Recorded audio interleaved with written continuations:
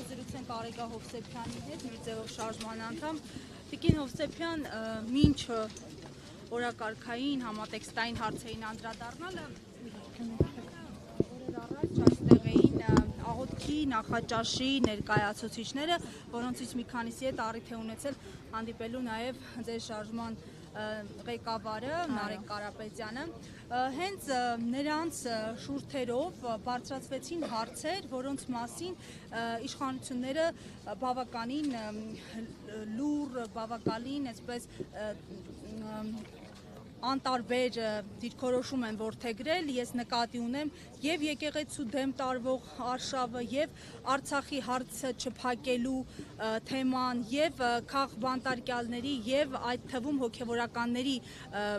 բանտարկությունների թեման, հաշվի առնելով, որ նաև դուք Արցախի Հանրապետության ներկայացուցիչ եք, այս առնչությամբ միջազգային այս ներկայացուցիչների որդեգրած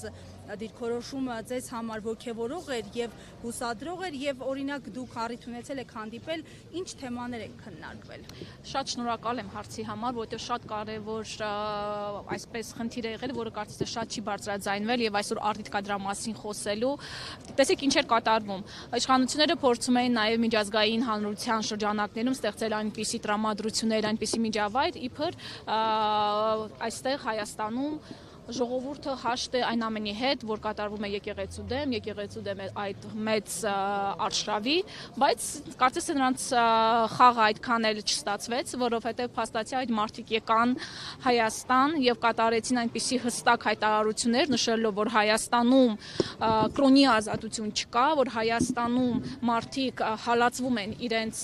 հավատքի համար, սրբազաններին օրինակ բերելով, հալածվում են հայկական արժեքները սատարելու համար, նշելով Սամվել Կարապետյանին եւ մյուս բոլոր քաղբանտարկյալներին, սա շատ կարևոր դրվագ է նշելու, որ Նիկոլ Փաշինյանի օրակարգը միջազգային հանրությանը համոզելու, որ իր բերած թեզերը Հայաստանում համատարած են եւ ընդունելի են բոլորի համար, այդքան էլ չի աշխատում։ Ընտրությունների մասին կարող ենք նաեւ անդրադառնալ։ Նաև սլաքներ ուղղվեցին ձեր շարժմանը, թեև դուք մասնակցություն չէիք ունեցել, հավանաբար ակնկալիքներ կային նույնիսկ իշխանության կողմից, որովհետև իշխանականներն ընդգծում էին նաև ձեր հանգամանքը։ Ինչ դիտարկումներ ունեք։ Այո, մարդկանց մոտ ակնկալիք կար, ու մենք տեսնում էինք, զգում էինք այդ ակնկալիքները, որ կա հանրության կողմից, սակայն պետք է շատ մի կարևոր փաստ արձանագրել, որ այս պահի դրությամբ մենք դեռևս արձանագրված, մենք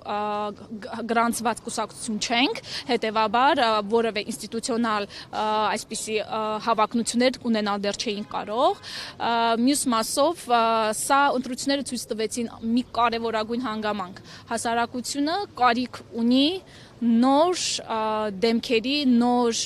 շունչ բերելու քաղաքական դաշտ, որովհետև տեսնում ենք, որ մասնակցությունը եւս այդքան էլ բարձր չէ, 45% է, ճիշտ է, 21 թվականի համեմատ ավելի ակտիվ է, բայց 45% է ընդամենը կազմում։ Սա խոսում է այն մասին, որ մարդկանց անհրաժեշտ է նոր գաղափարներ, անհրաժեշտ է նոր մոտեցումներ եւ հետեւաբար շատ տեղ կա աշխատելու, շատ տնային աշխատանք կա անելու, որը մեր թիմը պատրաստ է անել եւ շուտով կտեսնեք այդ բաները։ Եվ Տիկին Հովսեփյան, կոնսոլիդացիոն հարթակի հետ կապված